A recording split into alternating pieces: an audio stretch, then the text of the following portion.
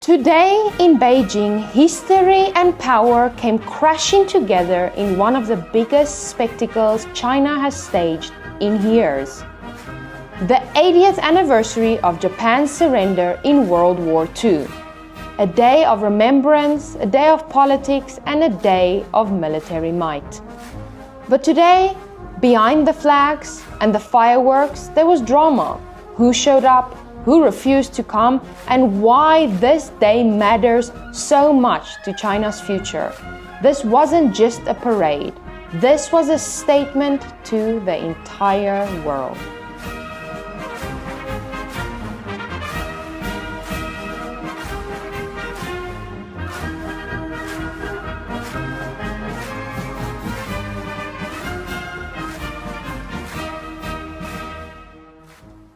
To understand today, you need to go back to 1937.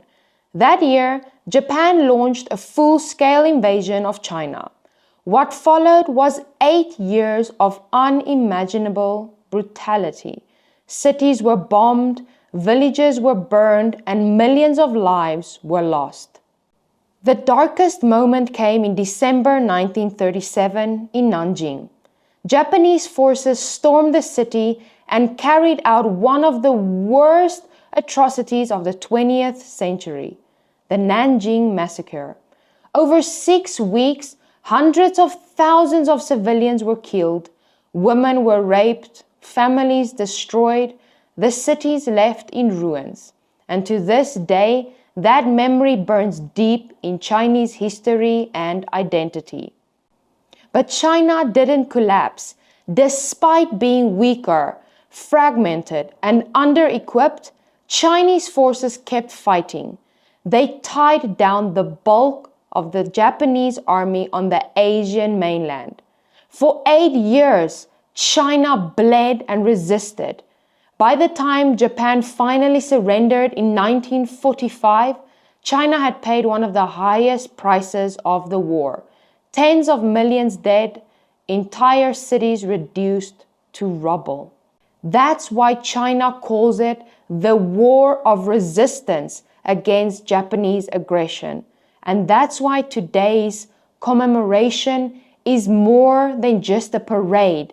It's about reminding the world that China fought, China suffered, and China helped win the war. So fast forward to today in Beijing and you see how that history still shapes politics. The guest list spoke volumes. Around 26 leaders stood by Xi Jinping at Tiananmen Square. Among them, Vladimir Putin, Kim Jong-un, the presidents of Iran, Cambodia, Laos, Vietnam, Malaysia, Mongolia, Cuba, Zimbabwe, Belarus, Kazakhstan, Pakistan, a lineup of nations showing visible support. But if you look carefully, and you'll see the absences. Western leaders were nowhere to be found.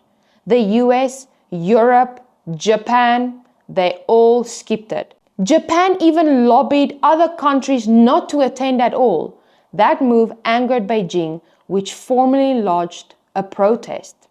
And then there's India. Prime Minister Modi came to China last week for the Shanghai Cooperation Organization Summit in Tianjin. There, he joined discussions on trade, security, and regional stability alongside Xi Jinping and Putin.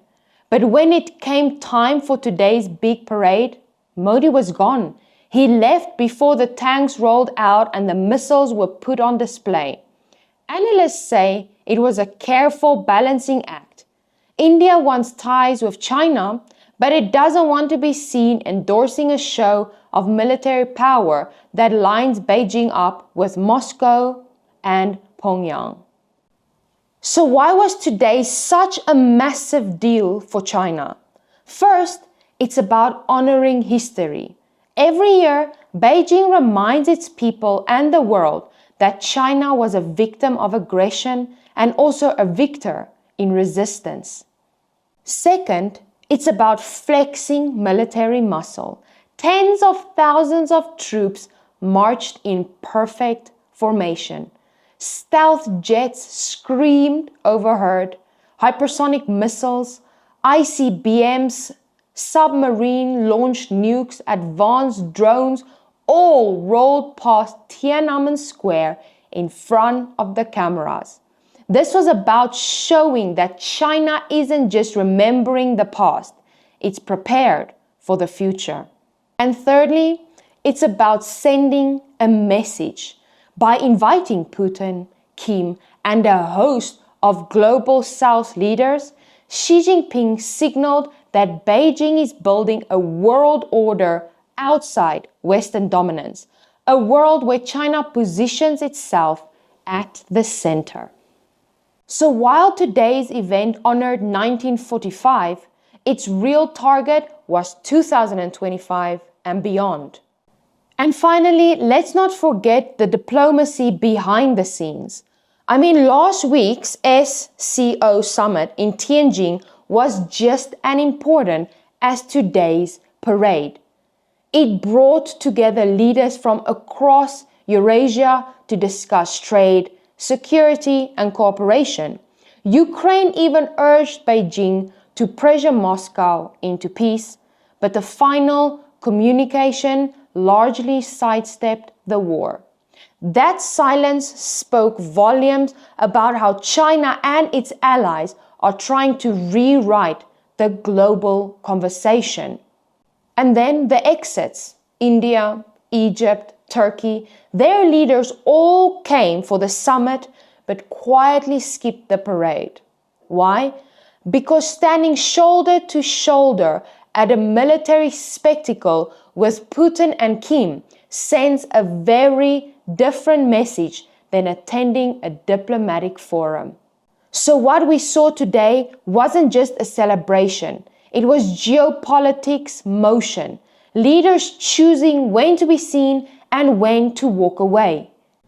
So today in Beijing wasn't just about fireworks, flags, and parades. It was about history, remembering the suffering of the Chinese people during Japan's invasion and the Nanjing massacre.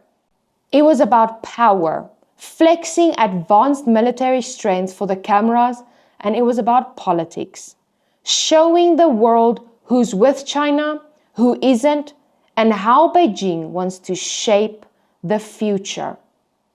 80 years later, China is still fighting a war, not on the battlefield, but in memory, in politics, and in diplomacy.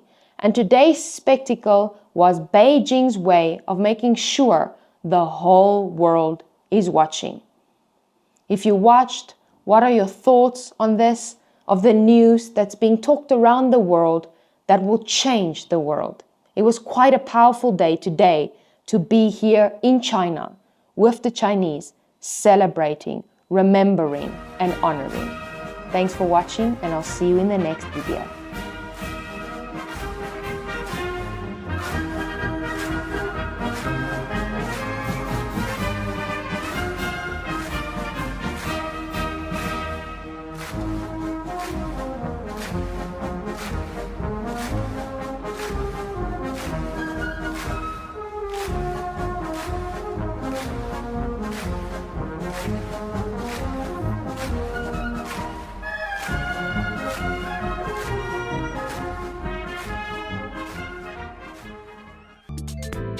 偷偷告诉大家，我最近发现了新法宝 Royal Face 逆时奇迹系列，它有活肤露、全效精华，还有精华霜。尤其我皮肤比较偏干，所以我非常的注重保湿。保湿做得好，肌肤自然烹润。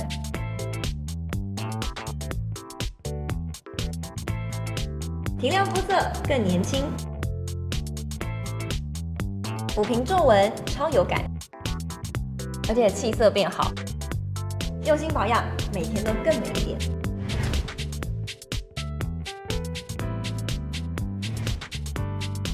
美吧。